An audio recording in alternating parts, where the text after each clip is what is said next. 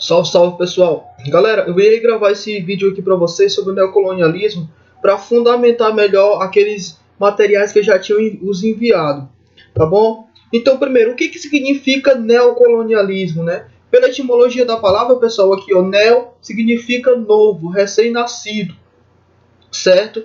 E colonialismo é transferir um modo de vida, como está colocando para você aqui, ó, uma forma de imposição de uma cultura sobre a outra, né?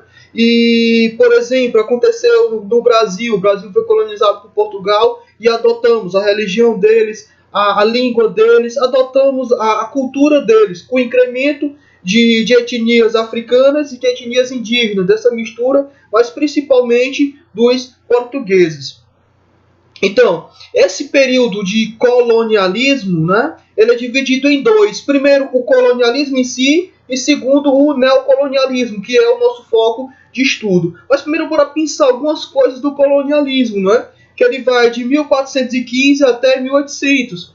Mas um pouco mais de 1800, né, as colônias elas vão conseguir a sua independência nesse período. Por exemplo, do Brasil, 1822, segunda metade ali do século XIX. E o neocolonialismo ele vai do final do século XX, do final do século XIX até o início do século XX, segunda metade ali do século XX. Tá bom?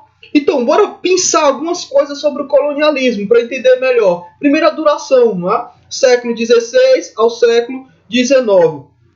E tinha como principal característica a descoberta do novo mundo, né? Quando as potências europeias, principalmente Espanha e Portugal, que se centralizaram primeiro e deram início à corrida marítima, chegaram ao chamado Novo Mundo, né? Ou tal descoberta do Novo Mundo. E esse Novo Mundo ele é dividido em dois tipos de colônias. Eu tenho a colônia de povoamento, que é diferente da colônia de exploração. A gente generaliza dizendo que Portugal colonizou o Brasil de forma a explorar, foi uma colônia de exploração, e a Inglaterra colonizou os Estados Unidos como uma colônia de povoamento. Né? É lógico que tem miúces, mas a gente generaliza assim. Por que tem miúces? Porque os Estados Unidos, principalmente ao norte, foi sim uma colônia de povoamento, por uma questão até física, porque o norte dos Estados Unidos, o clima ali temperado, era muito parecido com o clima da Inglaterra. Então, o que se produzia no norte dos Estados Unidos também se produzia no norte, se produzia na Inglaterra no geral.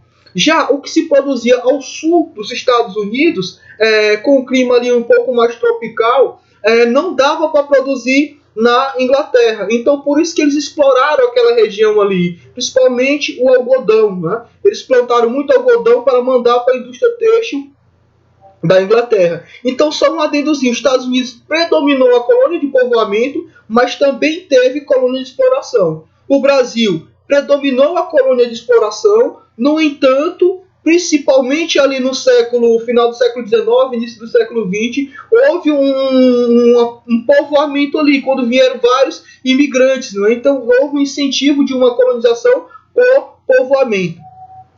Certo? Aqui no neocolonialismo, pessoal, aqui a gente tem as principais potências do colonialismo, Bélgica, Itália, e aqui a gente tem principalmente a representação da partilha da África, aqui a colonização já do neocolonialismo, né? Ali nas ilhas, na região do Suriname, a Guiana Francesa e a Guiana Inglesa, aqui também no Caribe, nas ilhas do Caribe, e aqui no Sudeste Asiático, a colonização americana.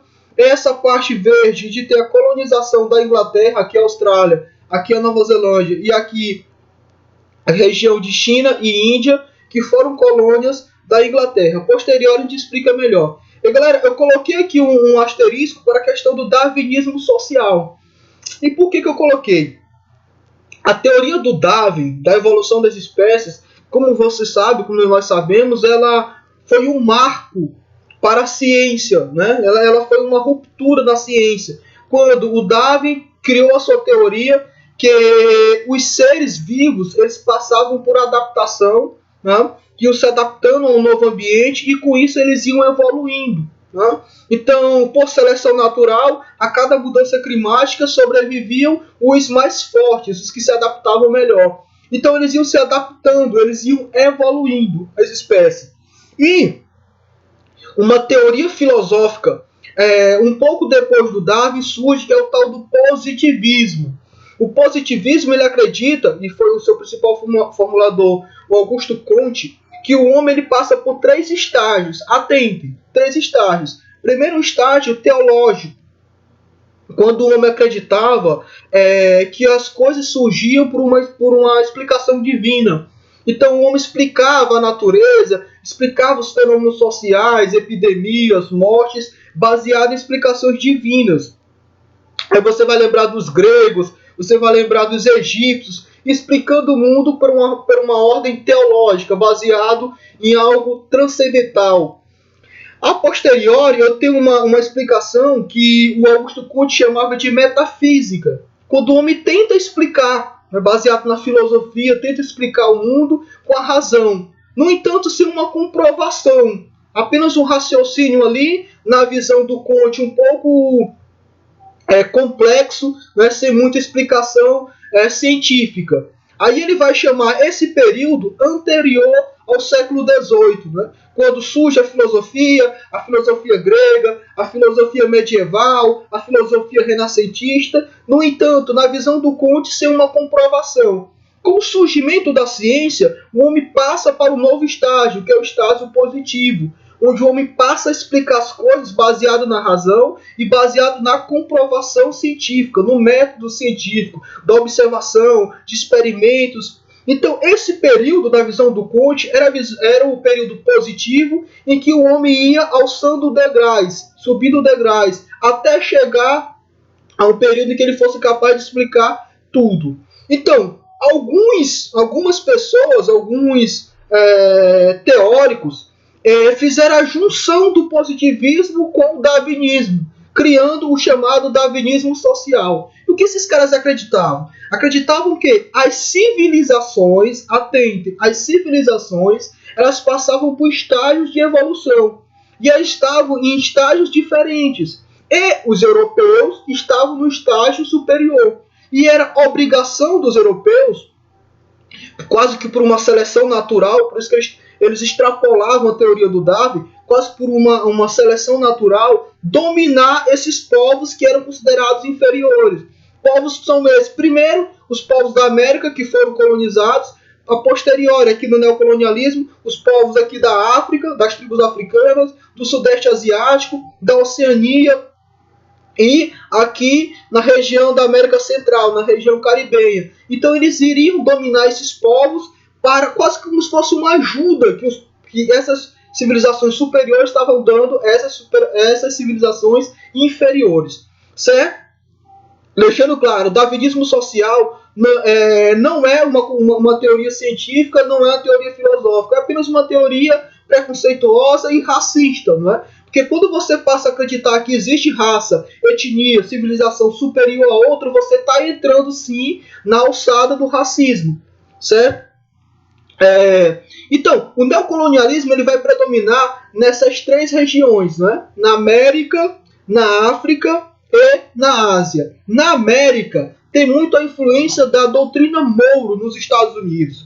Lembrando, os Estados Unidos ele foi colonizado, os Estados Unidos faz parte do colonialismo. Ele conquista sua independência. Quando ele conquista sua independência, ali no século XVIII, ele começa a se fortalecer, não é? Criar uma unificação, e depois que cria essa unificação, ele começa a buscar influência. Assim como as potências europeias fez com ele e fez com a América do Sul, ele começa também a querer buscar influência cultural, influência econômica. E o primeiro passo é essa influência aqui na região do Caribe, onde os Estados Unidos incentivam várias colônias a se descolonizarem, entre aspas, descolonizarem dos países europeus, mas agora passavam a ficar sobre a tutela dos Estados Unidos. O que acontece com Cuba, o que acontece com Porto Rico, com Panamá, com a Nicarágua. Então os Estados Unidos incentiva, ajuda a independência desses países, mas passa a controlá-los. O que eles passaram a chamar de doutrina Monroe. Por quê? Porque, segundo eles, era a tal América para os americanos. Então, os Estados Unidos, por ser a grande potência da América, era a obrigação dele defender esses países de uma influência externa, de uma influência exterior. Certo? Aqui, ó. Neocolonialismo na África. O que foi mais sanguinário, o que foi mais abjeto foi esse neocolonialismo. Por quê? Com a Conferência de Berlim, 1884, eles dividiram a África, não respeitando as fronteiras que já existiam. Então eles criaram fronteiras artificiais, fronteiras baseadas nos interesses dos países europeus, colocaram um monte de tribos inimigas no mesmo território, separaram tribos amigas, porque os territórios anteriores não eram respeitados, incentivaram mais ainda conflitos civis, como ainda hoje a gente vê na África, essa falta de unidade política, porque esses povos não se veem como uma nação, porque essas fronteiras não foram criadas por eles, e dominaram a África até a segunda metade do século XX, até o final da Segunda Guerra Mundial. Certo? Aqui o neocolonialismo na Ásia, não é? Principalmente com o predomínio da Inglaterra, não é? Onde eles dominam as Índias, dominam a China, também uma parte da China de Hong Kong que foi dominada pela Inglaterra, e eles saíram, não é? Principalmente na Índia, saíram dessa colonização muito por conta da unidade. É bom lembrar que a Índia, a China, são países de uma cultura milenar, né? Os países que têm uma forte unidade. Aí vai surgir, imagino que vocês o conhecem, a figura do Mahatma Gandhi, onde ele foi fundamental para essa libertação dos indianos, né? Quando ele, pela sua chamada Revolução Pacífica, deixou de cumprir as ordens dos ingleses, a desobediência civil chamada, deixou de comprar os produtos ingleses, e com isso, essa colonização, ou seja, essa influência de uma cultura de fora, foi ficando cada vez mais amena, não é? Porque eles tentavam impor a sua cultura, a sua influência, mas os indianos não obedeciam. Não pegavam em armas, mas simplesmente deixavam de obedecer tudo os que eram mandados. Muito por conta dessa unidade, pessoal. Esse povo se fechou, tendo por base esses ideais do Mahatma Gandhi, que é chamado a Grande Alma. E o meu muito obrigado, pessoal. Eu pensei em alguns temas do neocolonialismo. Atentem a esses temas que eu coloquei para vocês. Partilha da África, Conferência de Berlim, expansão territorial dos Estados Unidos, a expansão da Inglaterra, porque foram esses fatores que impulsionaram a Primeira Guerra Mundial. Esses fatores influenciaram o nacionalismo das nações, influenciaram o revanchismo entre as nações, a queda do conceito europeu. Então foi fundamental para a Primeira Guerra Mundial, para acontecer a Primeira Guerra de proporções mundiais. Então, atente a esses detalhes, porque eu vou utilizá-los novamente nos próximos vídeos, nas próximas aulas. E no mais, até mais.